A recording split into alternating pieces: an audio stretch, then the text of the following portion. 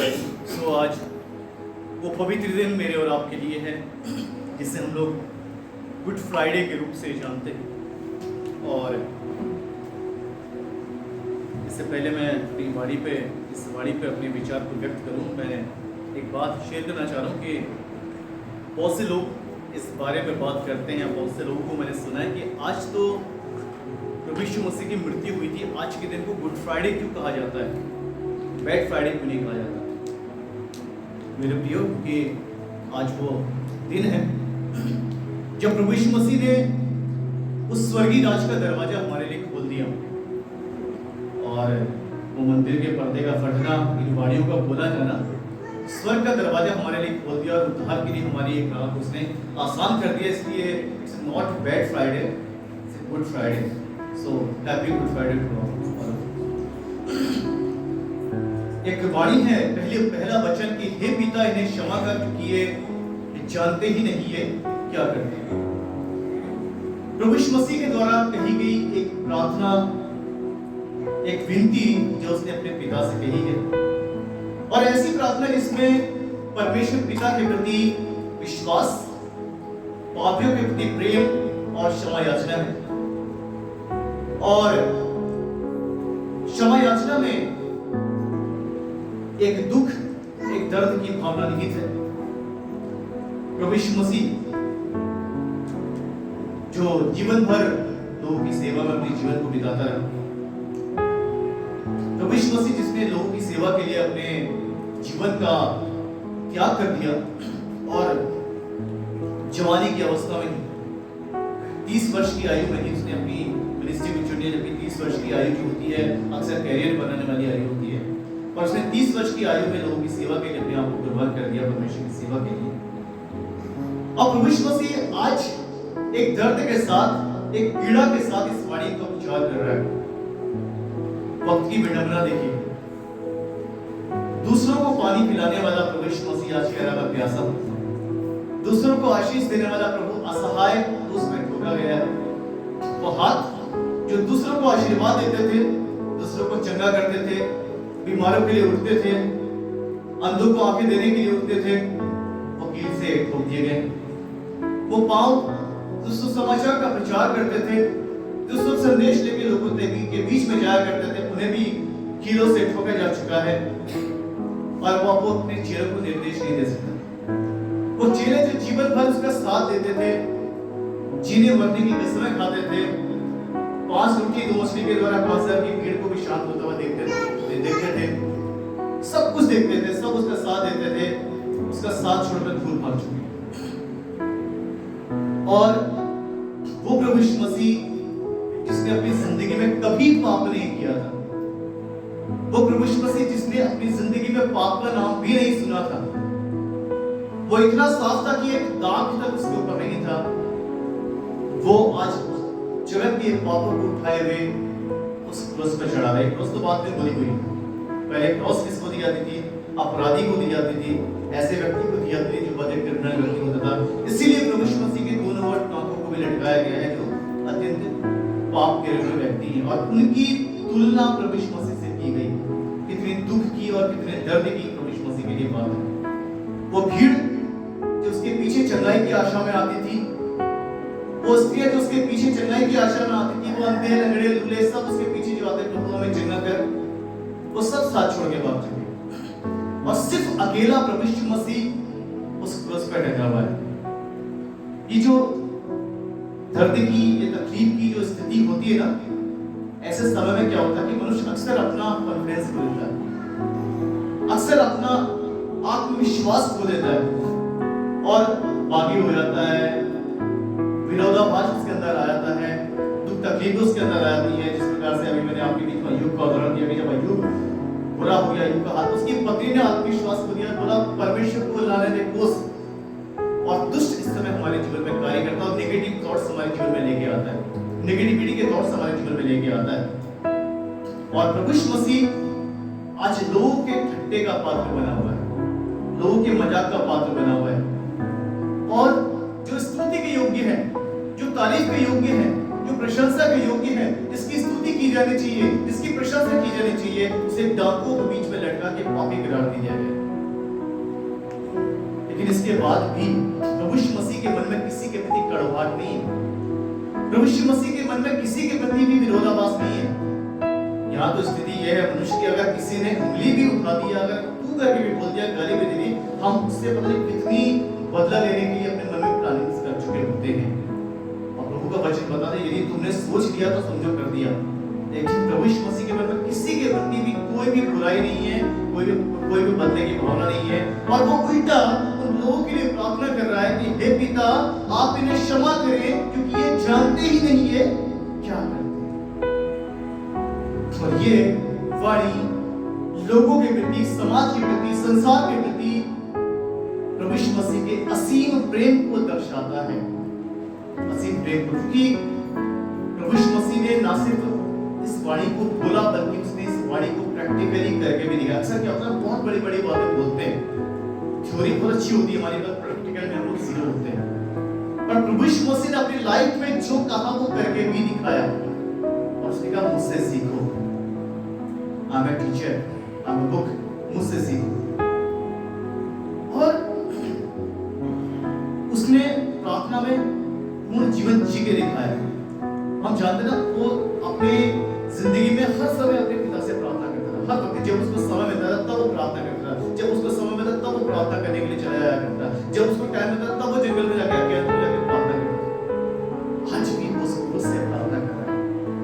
और ये प्रार्थना अपने लिए नहीं कर रहा है, और सब उसने अपने लिए प्रार्थना की, मुझे सामर्थ्य उसकी मृत्यु सहने की, ये उद्धार प्राप्त कर इस जगत में मेरे उद्धार के कार्य को पूरा करने के लिए। लेकिन आज की जो प्रार्थना है वो थोड़ी डिफरेंट है। आज की जो प्रार्थना है वो दूसरों के लिए, उन पापियों के लिए, उन डाकुओं के लिए, उस बरअब्बा के लिए है, उस लोगों के लिए, उस कोड़े मारने वाले के लिए जिसने 39 कोड़े मारे, उन कीली ठोके जाने वालों के लिए जिन्होंने कीली ठोकी, उस भीड़ के लिए जिन्होंने उसको उपवास किया, उस राजा के लिए जिसने उसके सर पे कांटों का ताज रखा और उसका मजाक उड़ाया, उनके लिए प्रार्थना है। कितनी मतलब कठिन बात है। अगर हम मनुष्य अपनी दृष्टि से देखें, कितनी कठिन बात है कि प्रभु यीशु मसीह ऑलरेडी उसको मारा जा चुका है, उसको पीटा जा चुका है, उसको घायल किया जा चुका है, उसका मजाक किया जा चुका है, उसका उपवास उड़ाया जा चुका है और क्रूस पे ठोक दिया गया है, उसे अपराधी कहा गया है, उसे चोर कहा गया है, उसे पापी कहा गया है, और वो दूसरों के लिए प्रार्थना कर रहा है। ये सिर्फ प्रभु ही कर सकता है। ये गुण सिर्फ प्रभु में ही हो सकते हैं, ये बातें सिर्फ प्रभु में ही हो सकती हैं। और साथ ही साथ जिस व्यक्ति से वो प्रार्थना करें कि अपने पिता से, उस पिता के प्रति भी उसका पूरा पूरा विश्वास है। मैं 3 बुक में से वचन पढ़ूंगा। पहला है एक पिता, ऐसा पिता जो जगत का राजा है, ऐसा पिता जिसके हाथ में पावर है, ऐसा पिता जिसके हाथ में सुरक्षा है, ऐसा पिता जिसके हाथ में ताकत है, ऐसा पिता जो सामर्थी है। और उस पिता से वो प्रार्थना कर रहा है, हे पिता इन्हें क्षमा कर, क्योंकि क्षमा कौन कर सकता है? सिर्फ पिता कर सकता है, और कोई क्षमा नहीं कर सकता। क्षमा करने की भावना कौन पैदा कर सकता है? सिर्फ पिता कर सकता है। क्षमा करने की जो भावना आती है वो पिता की ओर से आती है। हे पिता तुम इन्हें क्षमा कर दे। और प्रभु यीशु मसीह अपनी दीनता को, अपनी नम्रता को, अपने स्नेह को, अपने प्यार को, अपनी सेवा भावना को पूरी तरीके से यहाँ पर प्रदर्शित कर रहा है। कभी कभी जब ऐसी सिचुएशन या ऐसी दुख की घड़ी आती तो हमें कभी कभी ईश्वर के होने या ना होने पे शक होने लगता है। कहते हैं ईश्वर है भी या नहीं है। हम कहते हैं हे खुदा आप हमारी सुन रहे नहीं सुन रहे, हे प्रभु आप कहाँ पर हैं, हे प्रभु किस जगह में हैं आप। कभी कभी ऐसी बात होती है, कहाँ है हे भगवान या हे खुदा या हे जो भी हम पुकारते हैं। हम कई बार बहुत बुरे अपने मन में ख्याल आ जाते हैं, निगेटिव हो जाते हैं, हम लोग बच जाते हैं, भवन में आना छोड़ देते हैं, प्रार्थना करनी छोड़ देते हैं, वचन पढ़ना छोड़ देते हैं, लोगों से संगति करना छोड़ देते हैं, सब कुछ करना छोड़ देते हैं जो हमारे ऊपर दुख आता है, परेशानी है। लेकिन ऐसी स्थिति में भी प्रभु यीशु मसीह का विश्वास अपने पिता पे अटूट है और वो जानता है कि मेरा पिता क्षमा कर देगा। वो जानता है कि जो पाप इन लोगों ने किए हैं वो अत्यंत भयानक पाप है। अगर मैं इनके लिए माफी नहीं मांगूंगा तो मेरा पिता इन्हें नष्ट भी कर सकता है। एक पुराने नियम हम देख सकते हैं, पाप के बदले पाप की मजदूरी तो मृत्यु है, लिखा है वचन में।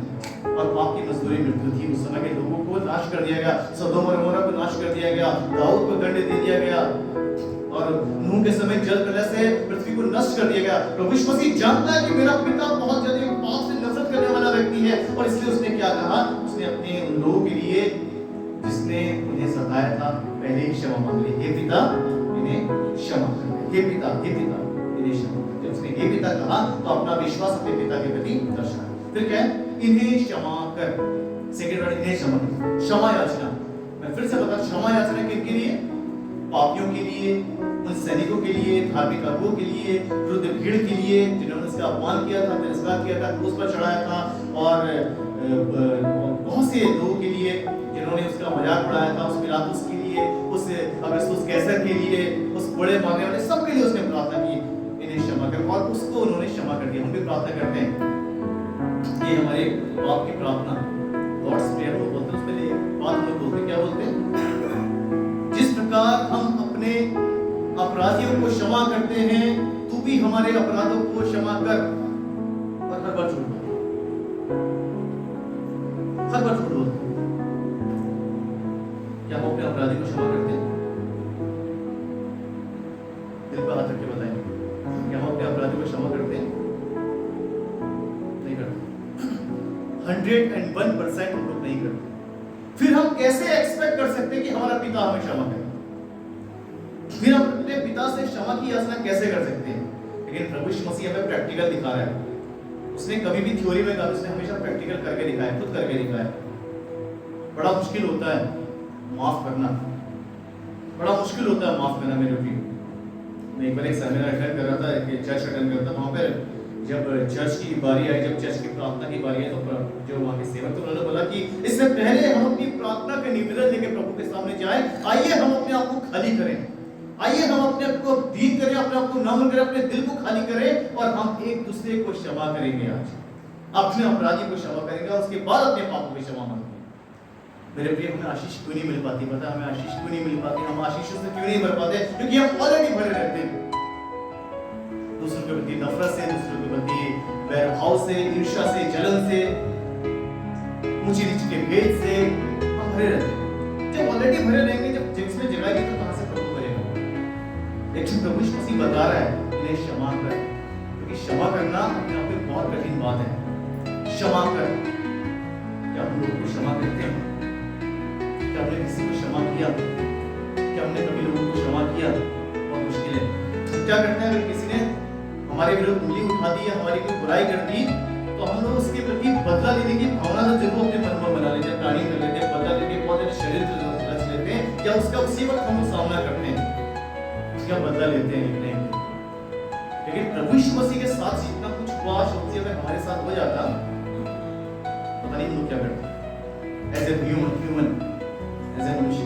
और प्रभु यीशु मसीह क्या करा, इन्हें क्षमा कर दे पिता, इन्हें क्षमा कर दे, और मैं भी इन्हें माफ करता हूं, क्योंकि तीसरी आयत, ये जानते ही नहीं है क्या करते हैं, ये जानते ही नहीं है क्या करते हैं, जबकि वो जानते थे, सब कुछ जानते हैं, जानबूझ के किया ना लोगों ने, लेकिन वो क्या कर रहा है, ये जानते ही नहीं है, मतलब अपने पिता से विनती कर रहा, उनका पक्ष ले रहा है।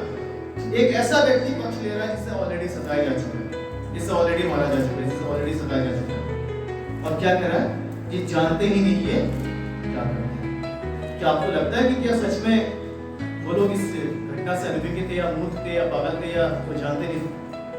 ऐसा लगता नहीं। वो पिलातुस भी जानता था, वो भीड़ भी जानती थी, क्योंकि आश्चर्यक्रम देख चुके थे, वो चेहरे भी जानते थे जो साथ छोड़ के भाग चुके हैं, सब जानते थे, सब जानते हैं। और हम भी आज क्या कर रहे हैं, जानने और बूझने के बाद भी उन सारी चीजों को कर रहे हैं जिससे प्रभु यीशु मसीह का दिल दुखता है। हम जानबूझ के तो पाप कर रहे हैं ना, हम जानते हैं क्या अच्छा है, क्या बुरा है, क्या पाप है, क्या पुण्य है, किससे दंड मिलेगा, किससे दंड नहीं मिलेगा, जानते हैं और बूझने के बाद भी हम पाप करते हैं। जानने और बूझने के बाद भी हम उन आज्ञाकारिता को अपने अनाज्ञाकारिता को अपने जीवन में लेके आते हैं, जिससे प्रभु यीशु मसीह नफरत करता है, जिससे प्रभु यीशु मसीह का विरोध है, जिससे प्रभु यीशु मसीह का अपमान होता है। हम जान और बूझने के बाद भी ऐसा जीवन जीते हैं जिससे प्रभु का अपमान होता है, जिससे प्रभु को महिमा नहीं मिलती। हम जानबूझ के पापों में लिप्त रहते हैं, हम जानबूझ के ऐसी संगति में जाते हैं, लेकिन हमारा प्रभु यीशु मसीह निरंतर हमारे लिए प्रार्थना करता है। वो कहता है, हे मेरे पिता, इस बेटे को आप माफ करें, क्योंकि ये जानते ही नहीं है क्या करते। और पता है, हम आज इस पृथ्वी पे अगर जीवित हैं तो ये उसकी महान करुणा का फल है, वरन हमारे ऐसे काम, एक भी ऐसे काम नहीं कि इस पृथ्वी पे जीवित भी रह सके। It's a fact. अगर बाइबल के अकॉर्डिंग अपने जीवन को जीने में आ जाए, एक भी कार्य ऐसा नहीं कि हम इस पृथ्वी पे खड़े भी हो सके। और वो तो धन्यवाद प्रभु यीशु मसीह का कि वो निरंतर हमारे लिए प्रार्थना करता है। धन्यवाद प्रभु यीशु मसीह का जिसने हमारे लिए पवित्र आत्मा को यहाँ रखा कि वो हमारा सहायक है, जो हमें बार-बार रिवील करता है कि यस यू आर रॉन्ग, बार-बार हमें रिवील करता है। धन्यवाद प्रभु यीशु मसीह के प्रेम का जिसने हमसे किया। धन्यवाद कि उसने हमारे इस पर्दे को फाड़ के हमारा सीधा संबंध पिता से करवा दिया। धन्यवाद उस प्रभु यीशु मसीह के जिसने क्रूस पे उस लहू को बहा के हमारे लिए उद्धार के मार्ग को खोल दिया। लेकिन आज भी हम अनभिज्ञ बने हुए, आज भी हम अनमोल बने हुए, जानने बुझने के बाद भी हमने अपनी आंखों में पट्टी बांधी है और हम वही जीवन जी रहे हैं जिससे प्रभु का अपमान होता है। मेरे प्रियो, प्रभु ने जरूर कहा है तो 60 के 70 गुना माफ करो। क्या है ना? हम लोग इसी चीज में लगे, 60 के 70 गुना प्रभु ने माफ कर दो, प्रभु माफ करेगा करेगा करेगा। लेकिन हर चीज का अंत होता है, हर चीज का अंत होता है, हर चीज की सीमा होती है। उस सीमा का उल्लंघन ना करें मेरे प्रियो। अनजाने में करेंगे तो कोई बात नहीं, जानबूझकर अगर पाप करेंगे ना तो दंड के भागीदार होंगे, क्योंकि हमारा न्याय व्यवस्था के अनुसार ही प्रभु की इस वाणी को, इस प्रार्थना को दिल में सम्मान दें। हर बात सुनते इस वाणी को सुनना ही नहीं, बल्कि इस वाणी को सम्मान देना अपने दिल में।